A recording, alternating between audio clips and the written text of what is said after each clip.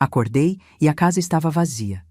Meu filho e minha nora tinham vendido todos os meus móveis e viajado. Ela merece Paris, mãe, ele disse. Eu apenas sorri. 15 dias depois, eles voltaram.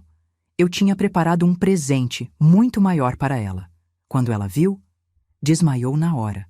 Meu nome é Helena. Tenho 68 anos. E aquela manhã de terça-feira começou como todas as outras nos últimos meses, com o silêncio pesado de quem vive na própria casa, mas se sente invisível nela. Abri os olhos devagar. A luz do sol entrava pela fresta da cortina do meu quarto, o único cômodo que ainda parecia meu. Estranhei não ouvir o barulho da cafeteira, nem o som irritante da televisão que Valentina deixava no último volume todas as manhãs. Nada, só silêncio. Um silêncio que gelou minha espinha. Levantei da cama com aquele peso nas costas que só quem passou dos 60 conhece. Calcei as pantufas gastas e caminhei até a porta do quarto. Abri devagar. O corredor estava escuro, esquisito. Normalmente Valentina já estava acordada, enchendo a casa com aquele perfume enjoativo dela e deixando suas coisas espalhadas por todo lado. Mas nada. Silêncio absoluto. Fui até a sala, e foi ali que meu coração despencou. A sala estava vazia, completamente vazia. O sofá onde meu falecido marido, Antônio, costumava sentar para ler jornal aos domingos, sumiu. A estante de jacarandá que herdei da minha avó, cheia de livros e fotos de família, sumiu. O tapete persa que compramos juntos em uma viagem a São Paulo há 30 anos, sumiu. Até o quadro da última ceia que sempre esteve pendurado na parede principal, sumiu. Minha respiração ficou presa na garganta. Corri para a cozinha, vazia. A mesa de madeira maciça onde criei meu filho Marcelo, onde ele fez lição de casa, onde comemoramos aniversários, sumiu. As cadeiras, o armário antigo, até os utensílios que estavam sobre a pia, tudo sumido. Meu peito começou a doer. Fui para a sala de jantar, o aparador de mogno, a cristaleira com as taças de cristal que ganhei no meu casamento, as cortinas de renda que bordei à mão, tudo, absolutamente tudo, sumido. Minhas pernas tremeram. Segurei na parede para não cair. Foi quando vi, em cima do parapeito da janela, a única coisa que restou naquela casa devastada, um pedaço de papel dobrado. Peguei com as mãos trêmulas. Abri. A letra era do Marcelo, meu filho, meu único filho. Mãe, precisávamos do dinheiro. A Valentina sempre sonhou em conhecer Paris. Ela merece. Vendemos os móveis. Não se preocupe, eram coisas velhas mesmo. Voltamos em 15 dias. Beijos. Li aquilo uma vez, 2, 3. Meu corpo inteiro começou a tremer. Não eram coisas velhas, era minha vida. Era a memória do homem que amei por 40 anos. Era o legado da minha avó. Era o piano de cauda que Antônio tocava nas noites de inverno. Era tudo que eu tinha de concreto do passado que construí. E eles venderam. Assim. Como quem se desfaz de lixo, para pagar uma viagem a Paris. Sentei no chão frio daquela sala vazia e pela primeira vez em muito tempo chorei sem conseguir parar. Mas entre as lágrimas, algo começou a crescer dentro de mim. Algo que eu não sentia há anos. Raiva. Raiva pura, gelada, calculada. Porque naquele momento, olhando para aquelas paredes nuas, eu entendi uma coisa. Eles não tinham me roubado apenas os móveis. Eles tinham roubado meu respeito, minha dignidade, minha voz. E eu ia recuperar tudo isso. Mas não do jeito que eles esperavam. Se você quer saber como essa história termina, se inscreva no canal e ative o sininho. Porque o que aconteceu depois, ninguém esperava, nem eles. 2 anos antes daquele dia horrível, eu ainda acreditava que tinha uma família de verdade. Foi num domingo de churrasco, na casa do meu compadre Reinaldo, que Marcelo apareceu pela primeira vez com ela. Valentina. Nome bonito, eu pensei na hora. Ela usava um vestido florido rodado, sapatos de salto fino, cabelo escovado caindo nos ombros, sorriso largo, muito largo. Mãe, essa é a Valentina, a mulher da minha vida, Marcelo disse, com aquele brilho nos olhos que eu não via desde que ele era adolescente. Ela me abraçou apertado, daquele jeito exagerado. Dona Helena, Marcelo fala tanto da senhora, que honra conhecer a mãe desse homem maravilhoso. Calorosa demais, atenciosa demais, perfeita demais. Mas eu quis acreditar. Porque mãe sempre quer acreditar no melhor, não é mesmo? Antônio tinha falecido 3 anos antes, de infarto. A casa estava grande demais, silenciosa demais. Ver meu filho feliz de novo parecia ser tudo o que eu precisava. Os primeiros meses foram um conto de fadas. Valentina vinha me visitar toda semana, trazia bolo, me ajudava a arrumar o jardim, assistia a novela comigo. A senhora é a mãe que eu nunca tive, dona Helena, ela dizia segurando minha mão. Marcelo estava radiante. Ganhava bem como gerente de vendas numa empresa de autopeças, mas vivia dizendo que queria dar uma vida melhor para Valentina. Casaram 6 meses depois, numa cerimônia simples no civil. Eu paguei o almoço da festa, 15 mil reais. Não reclamei, era meu filho. Aí começaram os pedidos. Primeiro foi sutil. Dona Helena, a gente está pagando aluguel, mas é um sacrifício todo mês. A senhora não acha que seria mais fácil se a gente morasse aqui? Só até a gente juntar uma grana. Minha casa tinha 4 quartos. Eu dormia num. 2 estavam fechados desde que Antônio morreu. Parecia fazer sentido. Claro, meu filho, a casa é grande. Venham. Esse foi meu primeiro erro. Eles chegaram com 3 malas. Uma semana depois, eram 10 caixas. Um mês depois, a casa tinha mais coisas deles do que minhas. Valentina começou a organizar os ambientes. Dona Helena, esse sofá tá muito velho, né? Que tal a gente colocar ele no quartinho dos fundos e comprar um mais moderno para a sala? Eu hesitei. Aquele sofá era onde Antônio e eu assistíamos filmes aos sábados, mas Valentina sorria tanto, insistia com tanta doçura. É só para dar uma renovada, sogra. A senhora merece uma casa mais bonita. Aceitei. E o sofá foi para o canto. Depois foi a mesa da cozinha. Muito grande, ocupa espaço. Trocaram por uma menor. Depois as cortinas. Cor antiga, dona Helena. Vamos modernizar? Depois os quadros. Pesado demais para a parede. Cada peça minha sendo empurrada, escondida, substituída. E eu? Eu deixava.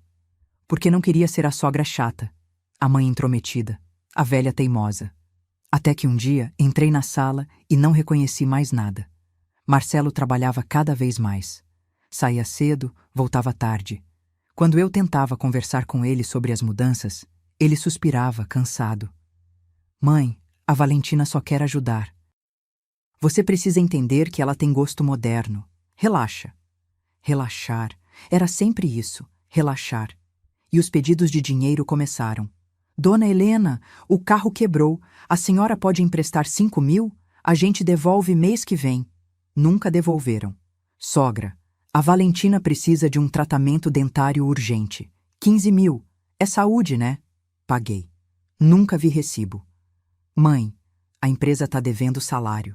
Você pode ajudar com 10 mil para a gente não passar aperto? Ajudei. Sempre ajudei.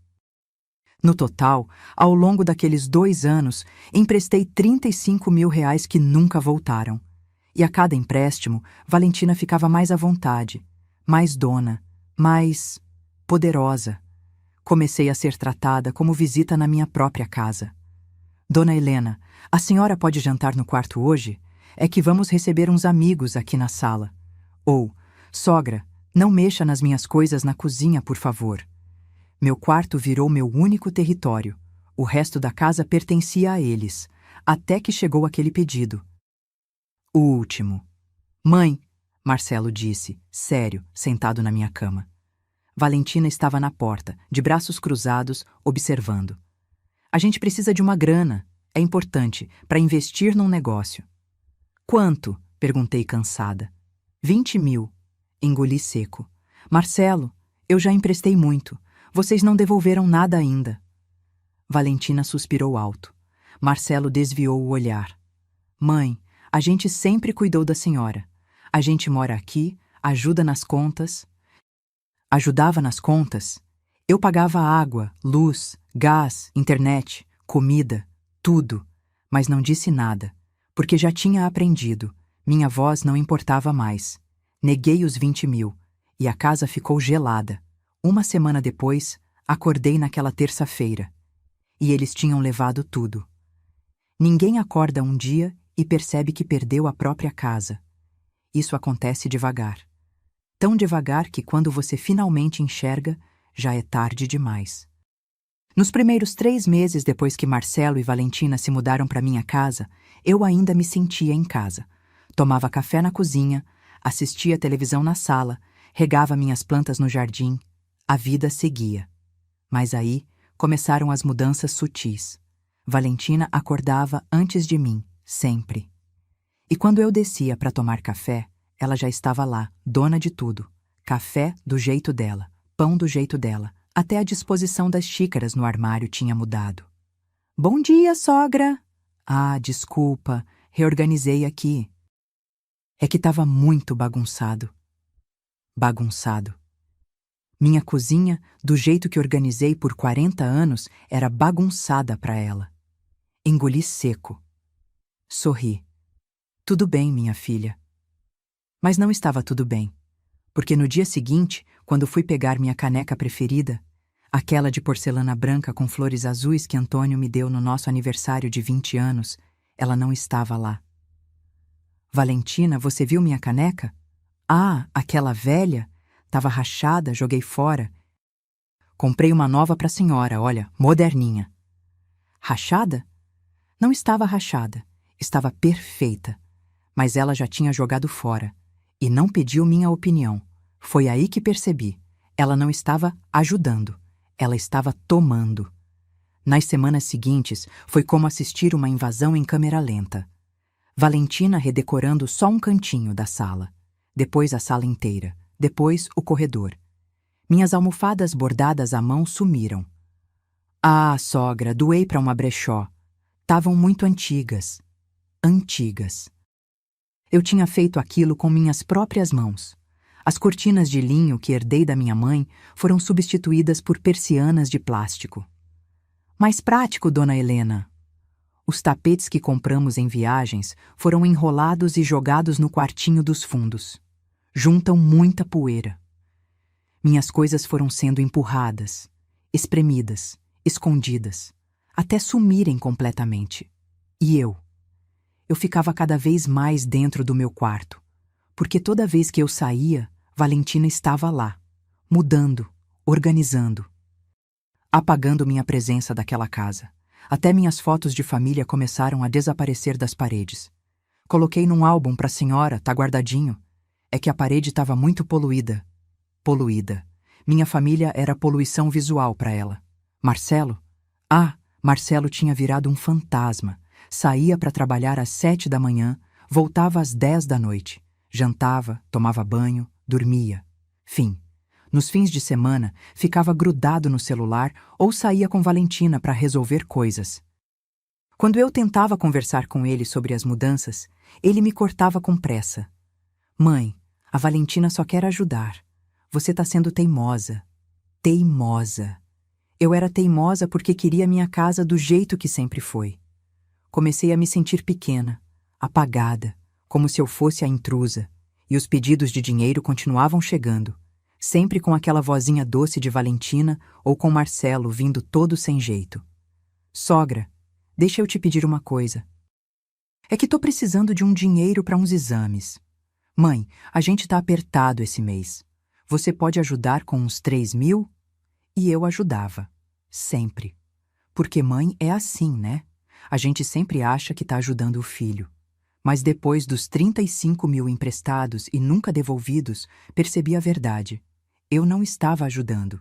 Estava sendo usada. Foi numa sexta-feira à noite que tudo ficou claro. Eu estava no meu quarto, lendo. Ouvi risadas vindas da sala. Valentina estava ao telefone com alguém. Deixei a porta entreaberta, sem querer espiar, mas a voz dela era alta demais. Não, filha, tá tudo no caminho certo. A velha é mole, dá tudo o que a gente pede. Ah, a casa? Praticamente já é nossa. Ela só dorme num quarto, o resto é tudo comandado por mim. Não, ela não vai fazer nada. É daquelas velhinhas que tem medo de ficar sozinha, entende? Marcelo é tudo para ela. Ela não vai arriscar perder o filho. Meu sangue gelou.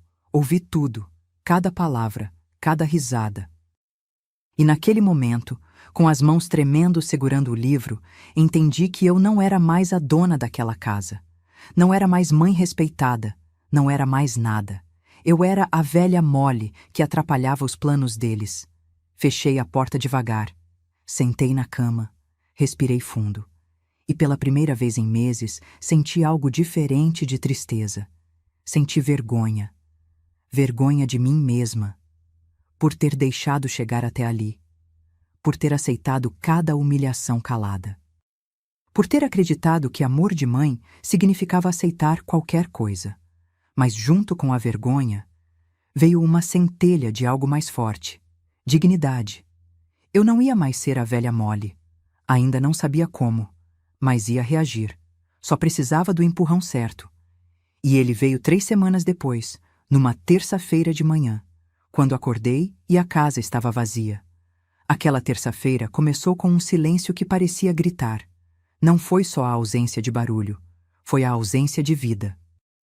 Sabe quando você sente que algo está errado antes mesmo de abrir os olhos? Foi assim. Levantei da cama com o coração já acelerado, calcei as pantufas, abri a porta do quarto, o corredor estava escuro, frio, nenhum cheiro de café, nenhum som de televisão. Nada. Marcelo? Chamei. Silêncio. Valentina? Nada. Caminhei até a sala, e ali, naquele momento, meu mundo desabou. Vazio, completamente vazio. O sofá cinza que Valentina tinha comprado e colocado no lugar do meu, sumiu. A estante de jacarandá da minha avó, que ela tinha reorganizado, sumiu. O aparador de mogno que resistiu por 3 gerações na minha família, sumiu. Entrei na sala de jantar. A mesa, as cadeiras, o lustre, tudo sumido. Minha respiração estava presa. Fui até a cozinha. Os armários estavam abertos, vazios. Até os eletrodomésticos tinham ido embora. Geladeira, fogão, micro-ondas, liquidificador. Foi quando olhei para o canto perto da janela e vi algo que fez minhas pernas fraquejarem. O armário de parede onde eu guardava as roupas do Antônio. Aquelas que não consegui doar. A camisa xadrez que ele usava aos domingos. O casaco de couro que usei no velório dele. As gravatas. Tudo estava aberto, vazio. Eles levaram até as roupas do meu marido morto. Caí de joelhos ali mesmo, na cozinha fria e vazia, e um grito saiu do fundo da minha garganta. Um grito que eu segurava há meses, há anos talvez. Como eles puderam? Fiquei ali, não sei por quanto tempo, tentando processar o absurdo. Até que vi, no parapeito da janela, o único lugar que ainda tinha algo, um papel dobrado. Levantei com dificuldade. Peguei o papel, abri. A letra era do Marcelo. Desenhada, calma, sem pressa. Como se ele estivesse escrevendo uma receita de bolo e não destruindo minha vida. Mãe, desculpa fazer assim, mas não tinha outro jeito. Você nunca ia entender. A Valentina sempre sonhou em conhecer Paris. Ela merece. Merece viver coisas bonitas. Eu quero dar isso para ela. Vendemos os móveis. Conseguimos um bom preço. 180 mil DAIs. Dá para fazer uma viagem incrível e ainda sobra para a gente investir. Não fica chateada. Eram coisas velhas mesmo, mãe. Você não precisa de tudo isso. A casa tá grande demais para a senhora. Quando a gente voltar, em uns 15 dias, a gente conversa sobre o futuro. Beijos, Marcelo. Li uma vez, 2, 3, 10. Cada palavra era uma facada. Coisas velhas. O piano de cauda que Antônio tocava nas noites frias. Onde ele me ensinou a tocar Aquarela do Brasil enquanto ríamos da minha falta de jeito. Velho. A cristaleira com as taças de cristal do nosso casamento, onde guardei cada lembrança de 40 anos juntos. Velha. Os álbuns de fotos, as primeiras roupinhas do Marcelo bebê, as cartas que Antônio me escreveu quando namorávamos. Velhas. Minha vida era velha para ele. Peguei o telefone tremendo, liguei para o celular do Marcelo. Tocou, tocou, tocou, atendeu. Oi, mãe. A voz dele estava alegre. Leve. Ouvi vozes ao fundo, risadas, música. Marcelo, minha voz saiu quebrada. O que vocês fizeram? Ah, mãe, você viu o bilhete, né? Olha, eu sei que é meio chocante no começo, mas... Vocês venderam tudo, tudo, Marcelo, até as roupas do seu pai. Silêncio do outro lado. Depois, um suspiro irritado. Mãe, não exagera. A gente vendeu os móveis. Móveis, mãe. Não é o fim do mundo. A senhora ainda tem a casa, tem seu quarto, tem onde dormir. Vocês não pediram minha permissão, não me avisaram. Marcelo, aquilo era minha vida. Era coisa velha, mãe, coisa que só junta pó. A Valentina tinha razão. A senhora tá presa no passado. A gente precisava desse dinheiro. E olha... Ele baixou a voz, como se estivesse falando com uma criança teimosa. A Valentina merece isso. Ela merece Paris. Ela merece coisa boa. Eu nunca pude dar nada para ela antes. E eu? Eu não mereço respeito? Outro silêncio. Mãe, para de drama. A gente volta em 2 semanas. Conversa quando eu voltar, tá? E desligou. Desligou na minha cara. Fiquei ali parada, segurando o telefone, olhando para aquela casa vazia, para as paredes nuas, para o chão frio. E algo dentro de mim quebrou. Não foi tristeza, não foi desespero, foi raiva, pura, gelada, profunda. Porque naquele momento eu entendi a verdade. Eles não me roubaram móveis, eles roubaram minha dignidade, minha história, meu direito de existir. E ainda achavam que eu ia aceitar calada. Que ia esperar eles voltarem de Paris, bronzeados e felizes, para conversar sobre o futuro. O futuro deles, nunca o meu. Sentei no chão vazio da sala, encostei a cabeça na parede, fechei os olhos e pensei, não vai ser assim. Marcelo achou que eu ia ficar aqui, chorando, esperando. Valentina achou que eu era a velha mole, que se deixa pisar. Mas eles erraram, porque eu tinha 15 dias. 15 dias para mostrar para eles quem eu realmente era. E quando eles voltassem... quando eles voltassem... A casa vazia não seria mais o meu problema. Seria o deles. Passei o resto daquela terça-feira sentada no chão frio da sala vazia. Não chorei mais. As lágrimas tinham secado, mas o vazio dentro do peito continuava. Olhava para as paredes nuas e tentava entender. Como deixei chegar até aqui? Quando o sol começou a se pôr, levantei com dificuldade. As pernas doíam. O corpo todo doía. Entrei no banheiro, lavei o rosto, olhei no espelho. A mulher que me encarava de volta parecia ter envelhecido 10 anos numa noite. Peguei o telefone de novo. Precisava fazer algo. Não podia ficar parada. Liguei para a polícia. Polícia Militar, boa noite. Boa noite. Eu preciso fazer um boletim de ocorrência. Roubaram minha casa. Quer dizer, venderam meus móveis sem minha permissão. A senhora pode vir até a delegacia? Sim, posso. Fui.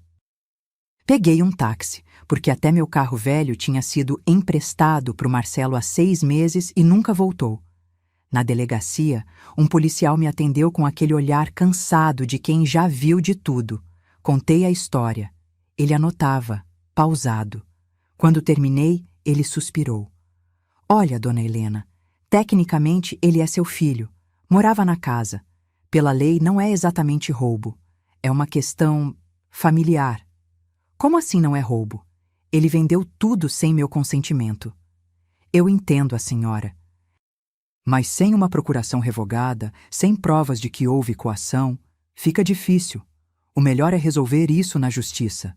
Procure um advogado. Saí de lá arrasada, sem esperança, sem rumo.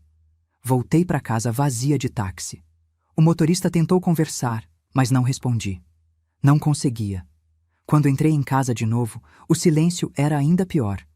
Porque agora eu sabia. Ninguém ia me ajudar. Ninguém ia fazer justiça por mim. Sentei na beirada da cama, a única coisa que eles não levaram, porque era onde eu dormia, e fiquei ali, olhando para o nada. Foi quando ouvi a campainha tocar. Levantei devagar, desconfiada.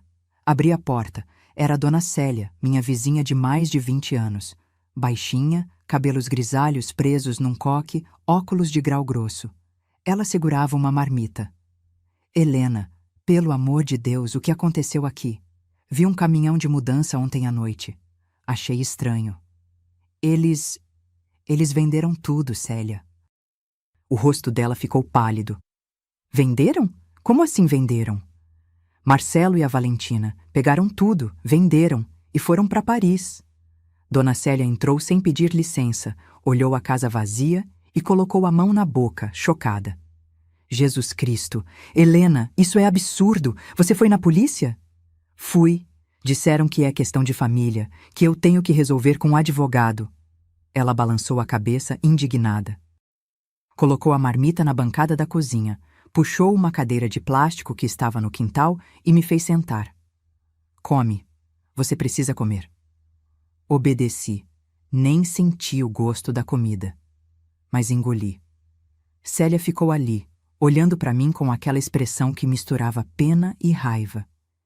Então ela disse algo que mudou tudo. Helena, tem uma coisa que você precisa saber. Levantei os olhos. Sobre a Valentina. Meu coração acelerou. O quê? Célia puxou a cadeira para perto, baixou a voz como se as paredes pudessem ouvir. Uns meses atrás, eu estava no mercado. Ouvi duas mulheres conversando no corredor de limpeza. Uma delas comentou sobre uma moça que tinha aplicado um golpe na própria mãe. Vendeu os móveis da casa da velhinha e sumiu com o dinheiro. A moça se chamava Valentina. Meu sangue gelou. Eu não botei fé na hora. Pensei, deve ter mais de uma Valentina por aí. Mas depois, quando vi ela saindo da sua casa, sempre toda arrumada, gastando dinheiro como se estivesse abrindo uma torneira, comecei a desconfiar. Célia. Helena, pesquisa o nome dela na internet. Valentina Cristina Moraes. Pesquisa. Peguei o celular com as mãos tremendo, abri o navegador, digitei o nome completo dela, e o que apareceu me fez perder o ar. Notícias. Várias notícias. Mulher é investigada por golpe contra a idosa em Goiânia. Nora vende bens da sogra e desaparece com dinheiro. Família denuncia golpista que se passa por nora carinhosa. Cliquei numa das matérias. E lá estava ela, a foto dela, Valentina, mais nova, cabelo diferente. Mas era ela. A matéria dizia que ela tinha aplicado o mesmo golpe em pelo menos 3 famílias. Entrava como namorada, conquistava a confiança, casava, morava na casa, vendia tudo e sumia. A última vítima tinha sido a própria mãe dela, uma senhora de 72 anos que ficou sem nada. Denunciou a filha, mas Valentina fugiu para outra cidade antes da polícia agir. E essa outra cidade era aqui, onde eu morava, onde ela conheceu meu filho. Senti a sala girar.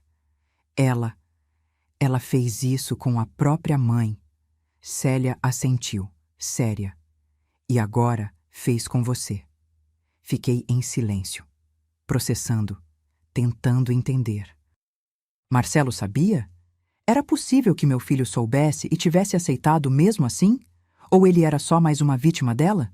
Um idiota apaixonado, cego, manipulado? Não importava, porque naquele momento, olhando para aquelas notícias na tela do celular, algo dentro de mim acordou. Não era mais só raiva, era determinação. Valentina achou que eu era mais uma velha indefesa, mais uma vítima fácil. Ela errou, porque eu tinha 15 dias. 15 dias até eles voltarem, e eu não ia desperdiçar um segundo. Olhei para Célia. Você pode me ajudar? Ela sorriu. Um sorriso pequeno, mas firme. Pode apostar que sim. E foi ali, naquela cozinha vazia, com a única vizinha que se importou, que o plano começou a nascer. Eles me tiraram tudo, mas esqueceram de uma coisa. Eu ainda tinha minha mente, minha vontade e recursos que eles nem imaginavam. Quando Marcelo e Valentina voltassem de Paris, eles não iam encontrar a velha Molly chorando num canto. Iam encontrar uma mulher que tinha preparado o maior presente da vida deles. E esse presente ia doer. Muito. Na quarta-feira de manhã, acordei com um propósito que não sentia há anos.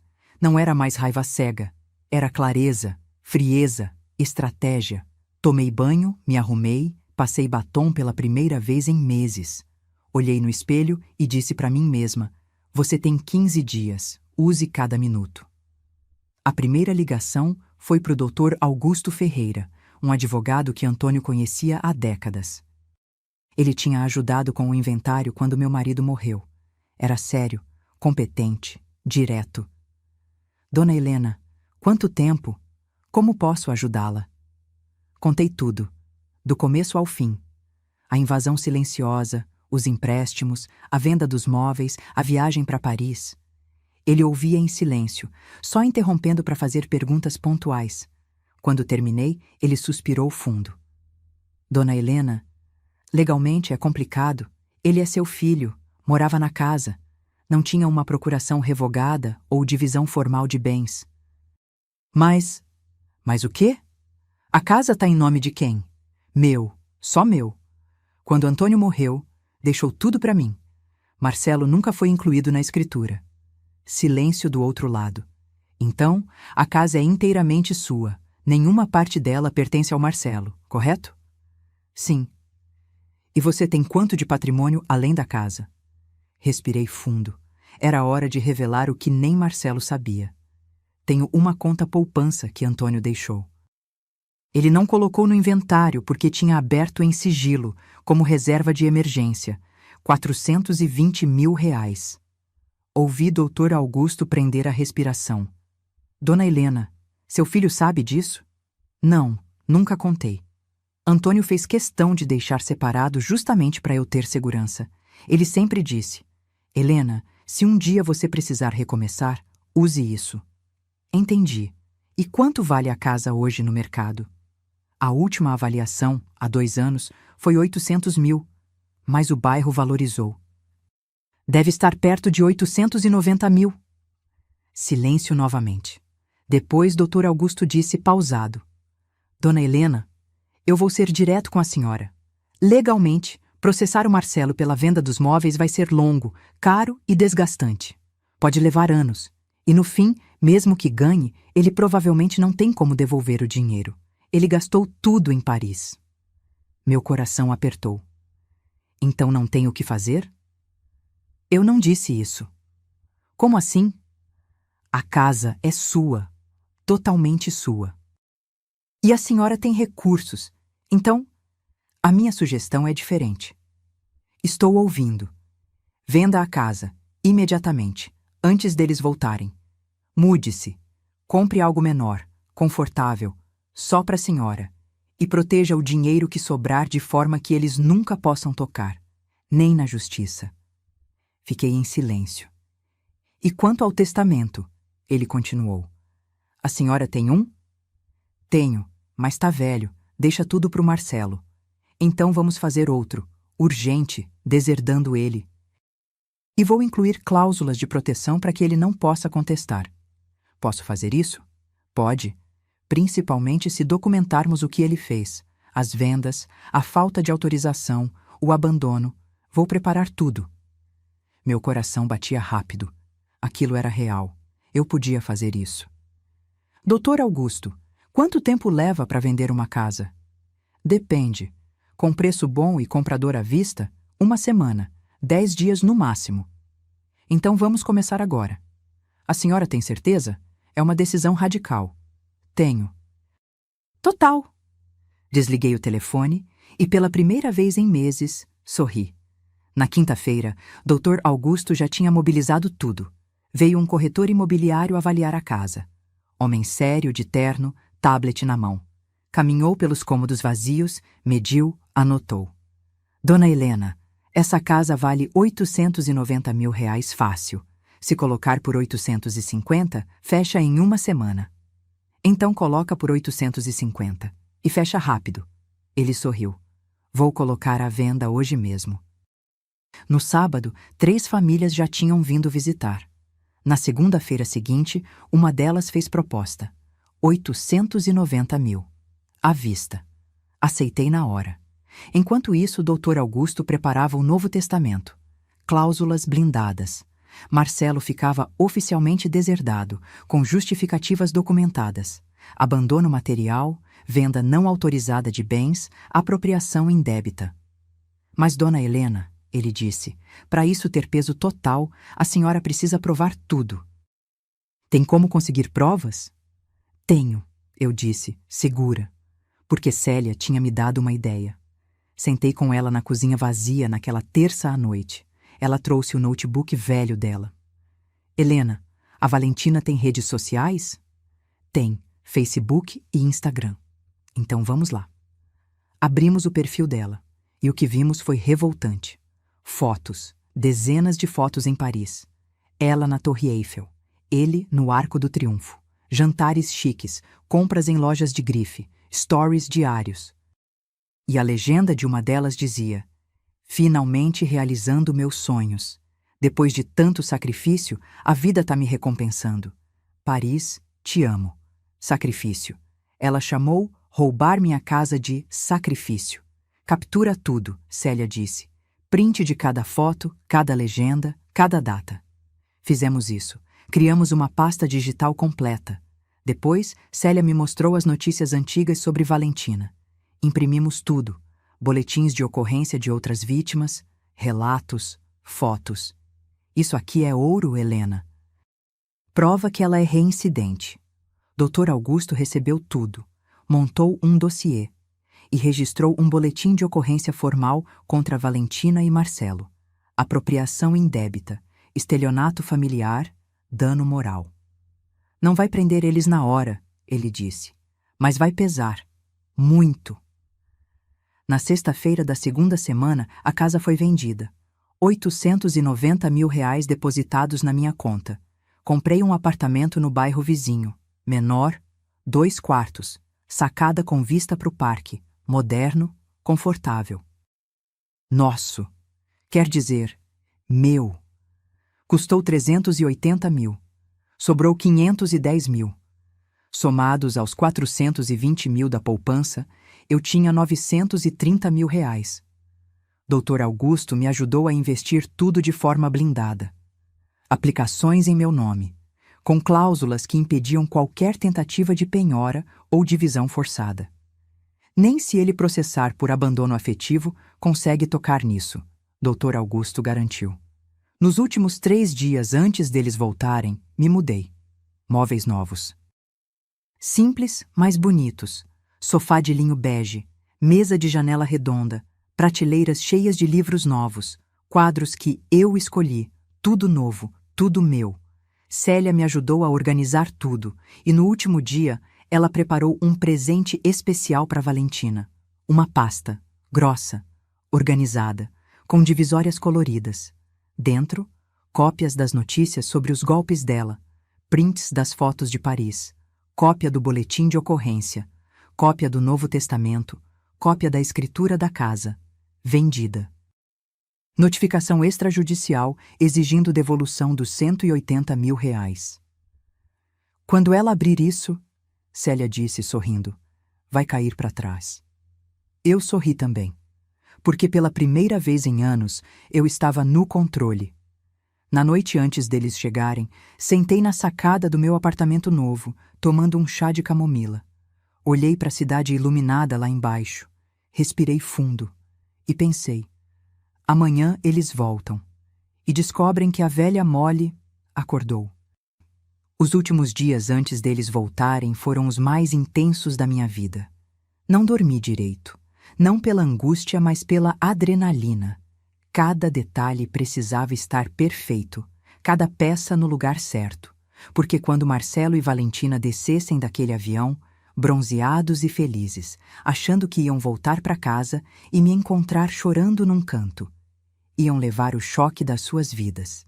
Na segunda-feira, uma semana antes deles voltarem, finalizei a compra do apartamento. Assinei a escritura no cartório com o Dr. Augusto ao meu lado.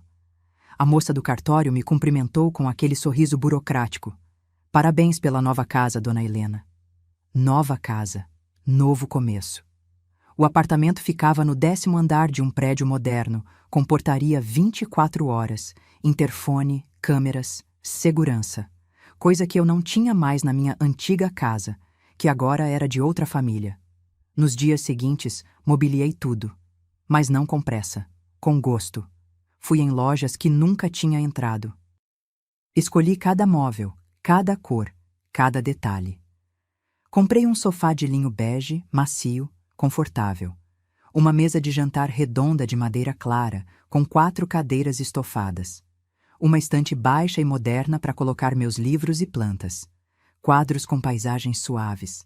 Cortinas de voio branco que deixavam a luz entrar. Tudo novo. Tudo escolhido por mim. Pela primeira vez em anos, aquele espaço era completamente meu, sem concessões. Sem aceitar o gosto de ninguém. Sem ser empurrada para o canto. Célia ia comigo em cada compra. Helena, isso aqui tá ficando lindo. Você tá parecendo outra mulher. E eu estava. Me sentia outra. Até comprei roupas novas, nada extravagante, mas calças boas, blusas de qualidade, um sapato confortável. Fui no salão, cortei o cabelo, pintei as unhas. Me olhei no espelho e quase não me reconheci. A mulher que me encarava de volta tinha postura, tinha brilho nos olhos. Não era mais a velha Molly. Na quarta-feira, Dr. Augusto me ligou. Dona Helena, o Novo Testamento tá pronto. Pode vir assinar.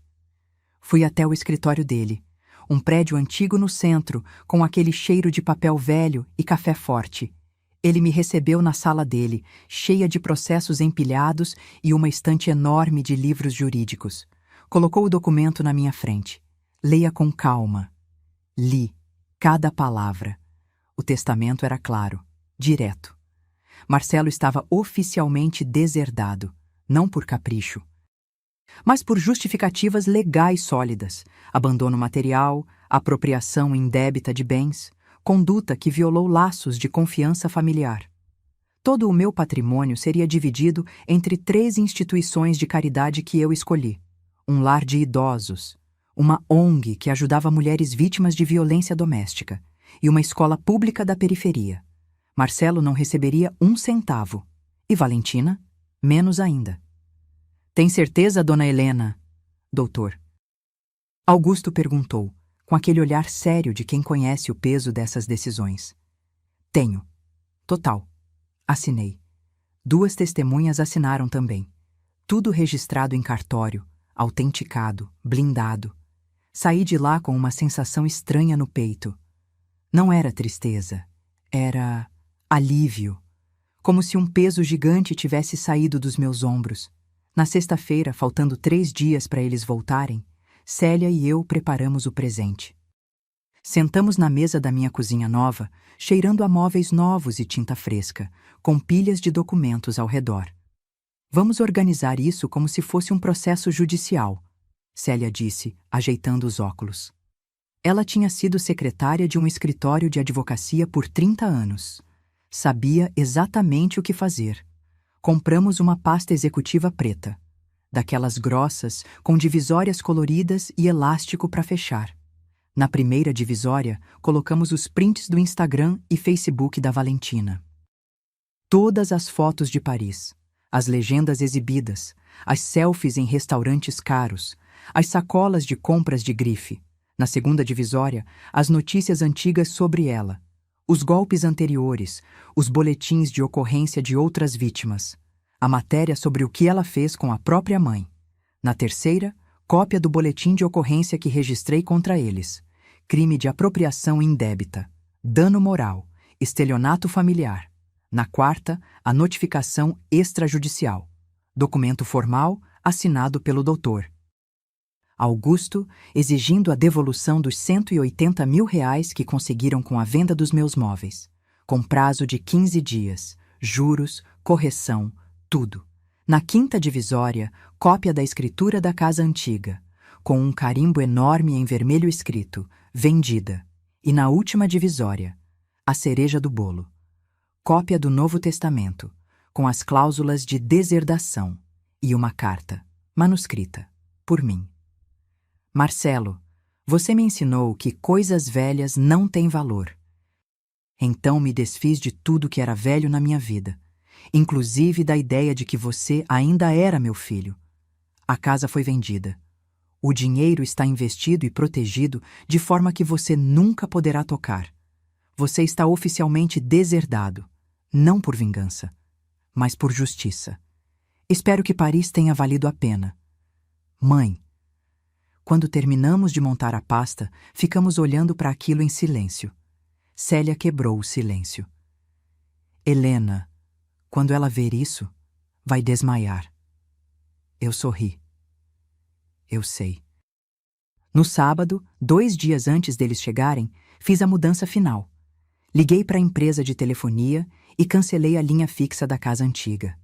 Mudei meu número de celular. Bloqueei Marcelo e Valentina em todas as redes sociais. Dr. Augusto tinha sugerido: Dona Helena, corte todos os laços de comunicação direta. Eles só vão poder falar com a senhora através do meu escritório. Isso dá poder para a senhora. Poder. Algo que eu não tinha há muito tempo. Também tirei meu nome da lista de contatos de emergência do Marcelo em todos os lugares. Banco, plano de saúde, tudo. No domingo, um dia antes deles voltarem, sentei na sacada do meu apartamento ao entardecer. Tomei um café quentinho, enrolada num chale novo que comprei. Olhei para a cidade, o céu alaranjado do pôr do sol, os prédios iluminados, o som distante dos carros, e pensei em Antônio. Amor. Falei baixinho, como se ele pudesse me ouvir. Você sempre disse que eu era mais forte do que imaginava. Acho que finalmente acreditei nisso. O vento balançou as cortinas, e por um instante senti que ele estava ali, orgulhoso. Na segunda-feira de manhã, o dia que eles voltariam, acordei cedo. Me arrumei. Vesti uma blusa branca, calça jeans escura, sapato baixo confortável. Passei batom, prendi o cabelo, olhei no espelho e sorri. Hoje é o dia, disse para mim mesma. Peguei a pasta preta, pesada, cheia de verdades. Coloquei na bolsa. E esperei, porque eu sabia que, a qualquer momento, meu telefone tocaria. Ou Marcelo apareceria na porta da casa antiga, ou tentaria me ligar desesperado, e quando isso acontecesse... quando isso acontecesse, eles iam descobrir que a velha que deixaram para trás não existia mais. No lugar dela, tinha uma mulher que recuperou sua dignidade. E essa mulher não perdoava, não esquecia. Essa mulher fazia justiça. A ligação chegou às 3:30 da tarde daquela segunda-feira. Eu estava na sacada do apartamento tomando um chá de erva doce quando o celular vibrou. Número desconhecido. Atendi. Alô? Mãe! Mãe! Pelo amor de Deus! Atende! Era Marcelo. A voz dele estava desesperada, aguda, quebrada. Ouvi barulho de vento, carros, buzinas ao fundo. Ele estava na rua. Estou ouvindo, Marcelo. Mãe, o que está acontecendo? A gente chegou na casa e... Tem gente morando lá. Uma família estranha abriu a porta. Eles disseram que compraram a casa. Isso é loucura, né? Alguém invadiu, mãe. Liga pra polícia. Respirei fundo. Contei até 3. Ninguém invadiu, Marcelo. Eu vendi a casa. Silêncio do outro lado. Um silêncio tão pesado que quase consegui ouvir o mundo dele desabando. O quê? Eu disse. Eu vendi a casa. R$ 890 mil. À vista. Negócio fechado há 1 semana. Você não pode ter feito isso.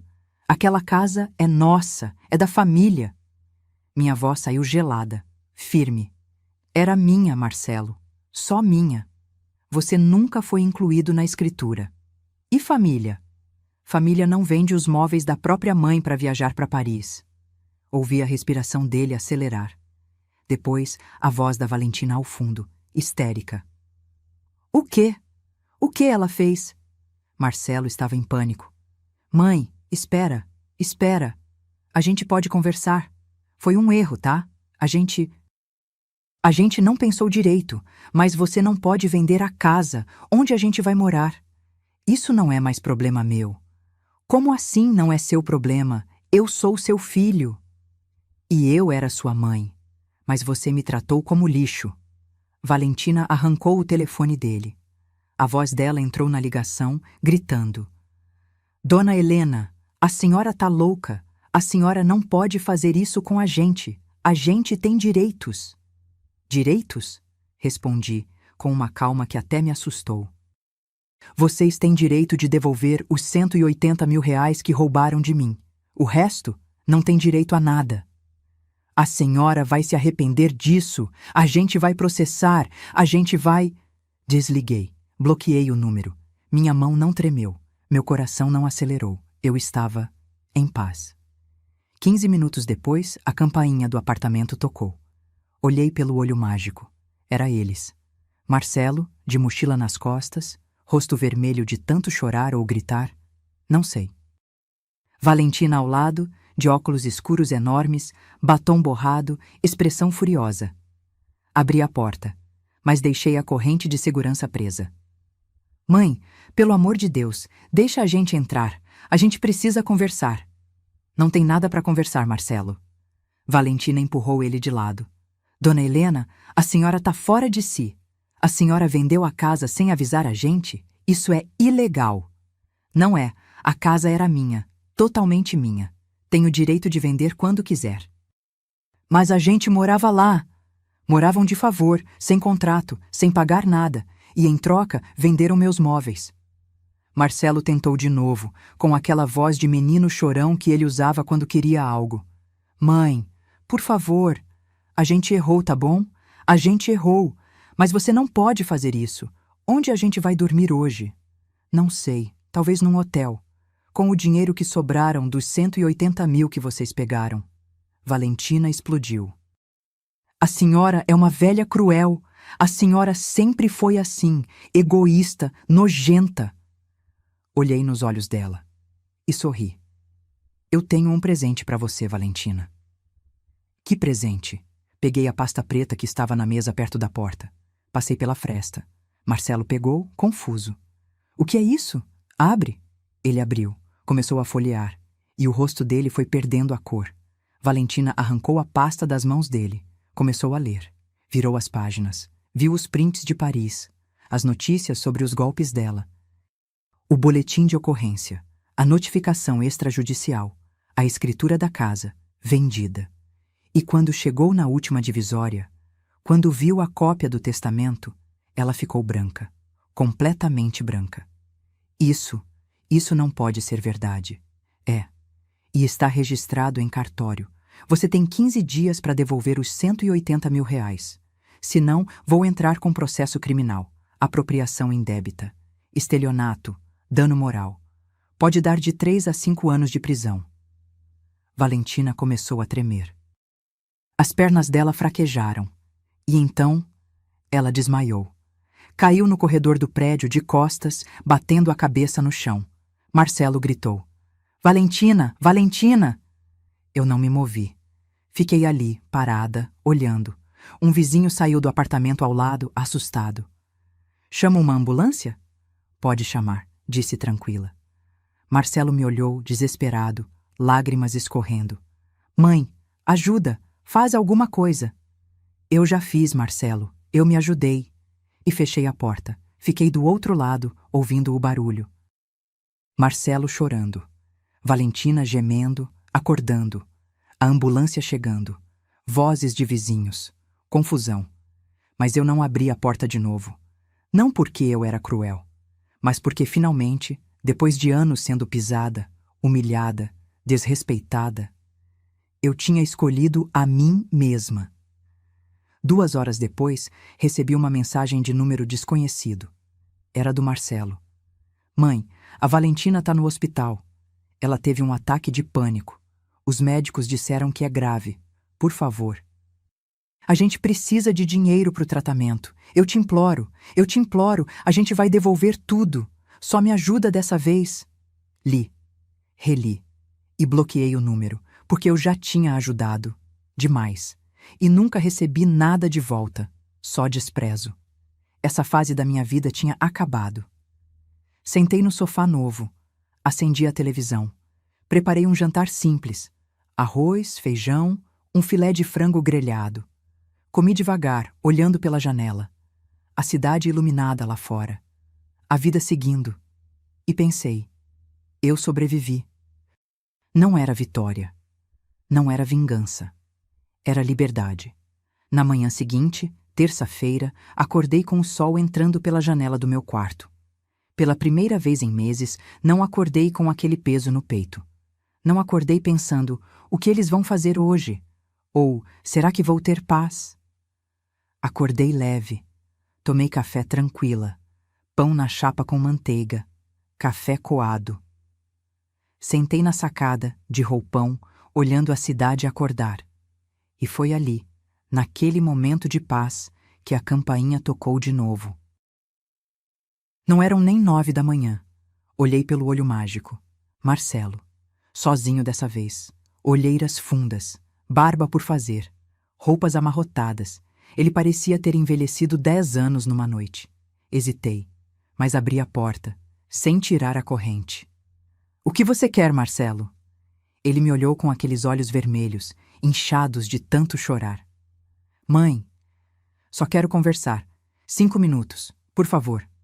Fiquei em silêncio, pensando. Depois, tirei a corrente. Abri a porta. Ele entrou devagar, olhando ao redor. Viu os móveis novos, a decoração clean, as plantas nas prateleiras, os quadros na parede. Você refez tudo. Refiz minha vida, Marcelo. Coisa que vocês tentaram destruir. Ele baixou a cabeça. Sentou no sofá sem pedir licença, como se as pernas não aguentassem mais. Cobriu o rosto com as mãos e começou a chorar. Não foi choro de manipulação. Foi choro de quem finalmente entendeu a merda que fez. Fiquei de pé, de braços cruzados, olhando. Mãe, eu sou um idiota. Eu sou um idiota completo. Não respondi. Eu deixei ela me controlar. Desde o começo. A Valentina, ela sabia exatamente o que dizer, como dizer. Ela me fez acreditar que a senhora era o problema, que a senhora era antiquada, que estava prendendo a gente. E você acreditou. Eu acreditei! Ele gritou desesperado. Porque eu sou fraco. Porque eu estava sozinho, porque depois que o pai morreu, eu me senti perdido, e ela apareceu e me fez sentir importante de novo. Silêncio. Ele enxugou o rosto com a manga da camisa, respirou fundo e continuou, com a voz quebrada. Quando a gente voltou de Paris ontem, quando vi aquela família estranha na nossa casa, eu entrei em pânico, mas não era pela casa. Era porque eu percebi. A senhora tinha razão. A gente fez uma coisa horrível. E a Valentina? Ele parou. Engoliu seco. A Valentina o quê? Perguntei, fria. Ela sumiu. Como assim sumiu? Ela saiu do hospital de madrugada, pegou a mochila dela e sumiu. Deixou um bilhete dizendo que não ia ficar para pagar pelas consequências. Ela me largou, mãe. Olhei para ele. E não senti pena. Senti nada. Então, você finalmente entendeu quem ela era. Marcelo assentiu, chorando. Eu li aquela pasta que a senhora deu.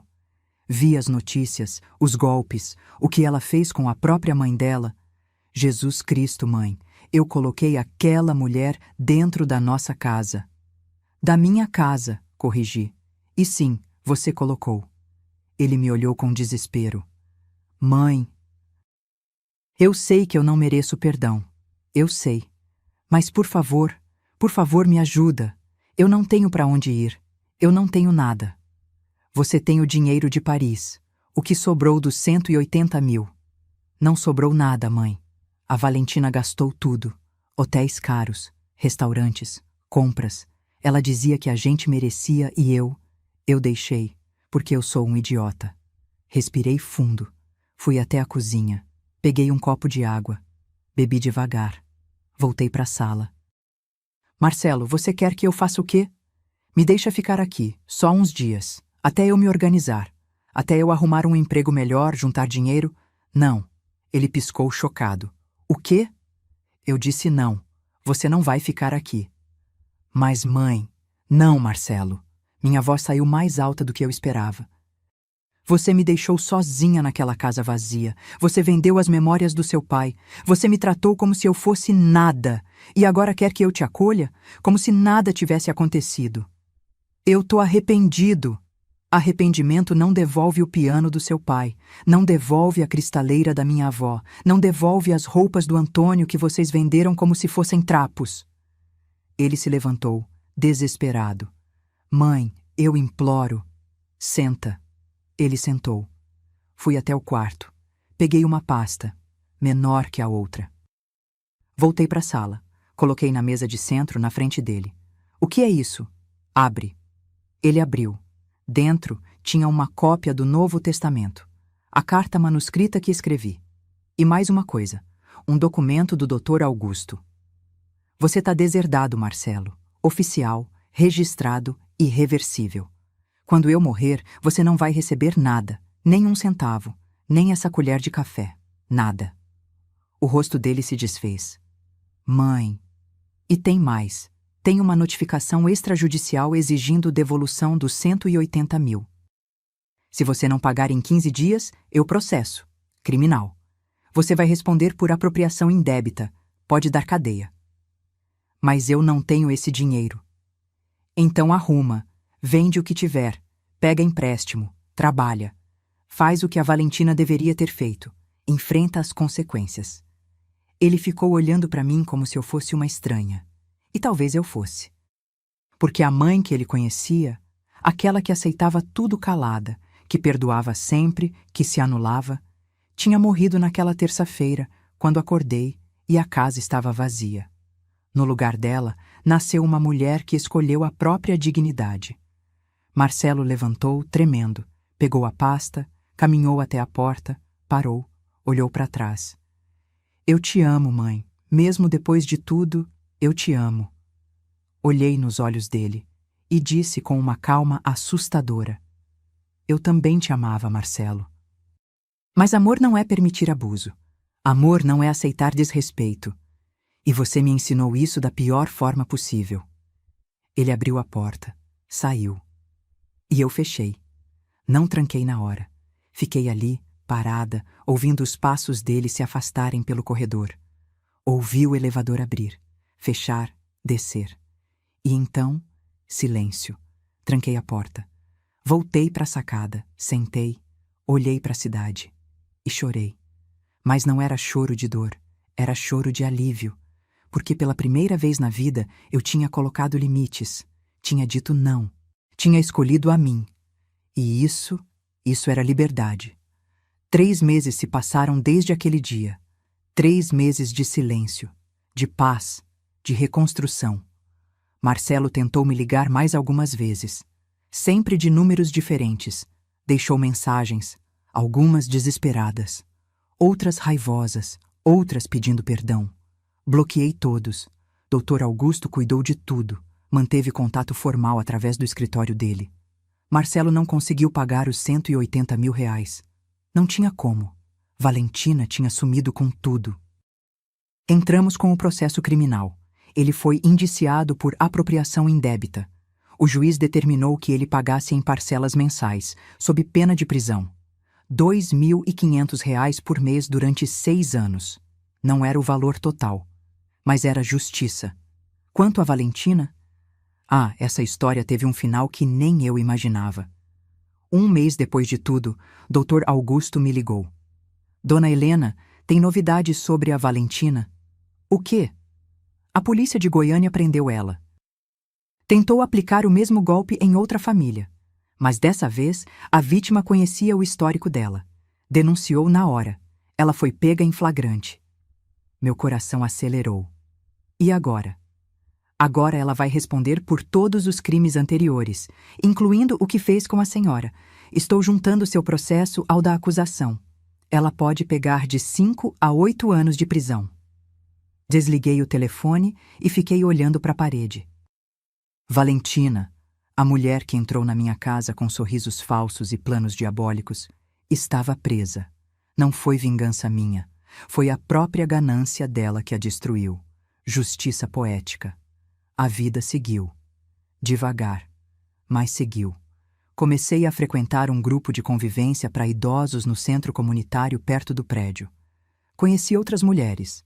Dona Célia ia comigo. Fazíamos artesanato, dançávamos forró, jogávamos dominó. Rimos muito. Descobri que eu tinha uma vida além de ser mãe do Marcelo ou viúva do Antônio. Eu era Helena, e Helena tinha voz, tinha gosto próprio, tinha vontade. Fiz amizades de verdade, mulheres que, como eu, tinham sobrevivido a dores profundas. Algumas tinham perdido maridos, outras, filhos. Outras tinham sido traídas, abandonadas, desrespeitadas, mas todas estavam ali, de pé, reconstruindo, e isso me dava força. 6 meses depois daquele dia terrível, recebi uma carta. Era de Marcelo, manuscrita. Em papel de caderno simples, a letra trêmula. Hesitei antes de abrir, mas abri. Mãe, eu sei que não tenho direito de pedir nada. Eu sei que estraguei tudo. Mas preciso que a senhora saiba. Eu aprendi. Estou morando num quarto alugado na periferia. Trabalho como motorista de aplicativo. Pago as parcelas do processo em dia. É pouco, é justo. Acordo todo dia lembrando do que fiz, da dor que causei. E não tem um dia que eu não me arrependa. Não estou pedindo perdão. Não mereço. Só queria que a senhora soubesse que eu finalmente entendi o que o pai tentava me ensinar. Caráter, dignidade, respeito. Aprendi tarde. Aprendi da pior forma. Mas aprendi. Se um dia a senhora quiser conversar, estarei aqui. Mas se não quiser, eu entendo. Seu filho, que não soube ser Marcelo. Dobrei a carta devagar. Coloquei de volta no envelope e guardei numa gaveta. Não respondi. Não liguei. Mas também não joguei fora. Porque parte de mim, aquela parte que foi mãe por 30 e tantos anos, ainda tinha um fio de esperança de que ele realmente tivesse mudado. Mas dessa vez, não era ele quem decidia se teríamos contato de novo. Era eu. E eu ainda não estava pronta. Talvez nunca estivesse. E tudo bem. 1 ano depois daquele dia horrível, no aniversário de 69 anos, fiz uma festa no meu apartamento. Convidei as amigas do grupo de convivência. Dona Célia, Dr. Augusto e a esposa dele, alguns vizinhos do prédio. Decorei tudo com balões coloridos. Fiz brigadeiro, bolo de chocolate, coxinha, quibe. Coloquei música, dancei. Ri até doer a barriga. E no final da noite, quando todos foram embora e eu fiquei sozinha na sacada, olhando as estrelas, pensei: eu consegui. Consegui sobreviver à traição. Consegui reconstruir minha vida. Consegui escolher a mim mesma. Peguei o celular, abri as fotos. Olhei uma foto antiga. Eu e Antônio, no nosso aniversário de casamento. Ele me abraçando por trás. Eu sorrindo. Amor, sussurrei. Eu fiz o que você sempre me disse para fazer. Eu me levantei. O vento balançou as cortinas. E eu senti, não sei explicar, mas senti que ele estava orgulhoso. Hoje, 2 anos depois daquele pesadelo, minha vida é completamente diferente. Acordo quando quero. Tomo café na sacada. Leio livros, viajo de vez em quando. Pequenas viagens, nada extravagante, mas minhas. Cuido das minhas plantas, faço aulas de pintura, tenho amigas verdadeiras. E mais importante, tenho paz. O dinheiro que guardei está intacto, protegido, investido.